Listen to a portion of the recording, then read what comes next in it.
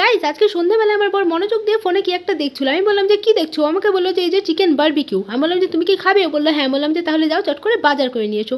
তো এই যে দেখো কি কি দরকার ও কিন্তু নাচতে নাচতে নিয়ে চলে এসেছে। তো তারপরে কিন্তু আমি আমার শাশুড়ি মাকে বললাম যে চলো আমাদের সাথে একটু হেল্প করবে। তো উনি আমাকে বললো যে আমি যেতে পারবো না, আমি এখন আমার স্কিন কেয়ার করছি, মানে বোঝো ঠেলা। তো আমিও কি কম যাই নাকি? আমিও চালাকি করে ওনার ছেলেকে বসিয়ে দিয়েছিলাম সমস্ত কাজকর্ম করতে। তো তারপরে কিন্তু আমার পর আমার রেডি করা, হ্যাঁ হ্যাঁ আমার রেডি করা সমস্ত মশলা দিয়ে মাংসটাকে ভালো করে ম্যারিনেট করে 2 ঘন্টার জন্য রেখে দিল। তো 2 ঘন্টা পরে আমার বর দেখো এদিকে আগুন জ্বালিয়ে দিল, আর আগুন দেখে দেখো আমার শাশুড়ি মাও কিন্তু ঠিক চলে এসেছে। তো যাই হোক তারপরে কিন্তু আগুনের উপর নেট দিয়ে ভালো করে বাটার লাগিয়ে নিল। তারপরে কিন্তু মুরগির মাংসগুলো দিয়ে দিল, আর মাংসের উপরেও কিন্তু বাটার লাগিয়ে দিয়েছিল। আর এদিকে দেখো মাংস পোড়ানো প্রায় কমপ্লিট। ওমা এটাকে হাই হাই, আমি তো নিজেরা দেখাই ভয় পাই এলইসি গো, অন্ধকারের ভিতরে দেখে আমার দেখাই যায় না। তো যাই হোক তারপরে দেখো আমার বর কিন্তু আমাকে একটু টেস্ট করতে দিল, আর খেয়ে দেখলাম যে ভালোই লাগছে। আর এই যে দেখো আমি আগুনের পাশে বসেছি, ধোঁয়া আমার দিকে আসবে না তা তো হয়ই না, এটা হচ্ছে পৃথিবীর নিয়ম।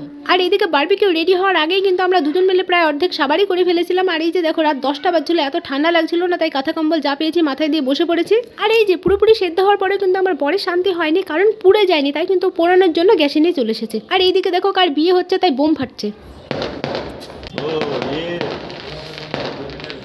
তো যাই হোক গাইজ আমাদের বারবিকিউ রেডি। তো চলো খেয়ে দেখি কেমন হয়েছে। আমি তো আগেই বলেছি ভালো হয়েছে, আর সত্যি অসাধারণ হয়েছে।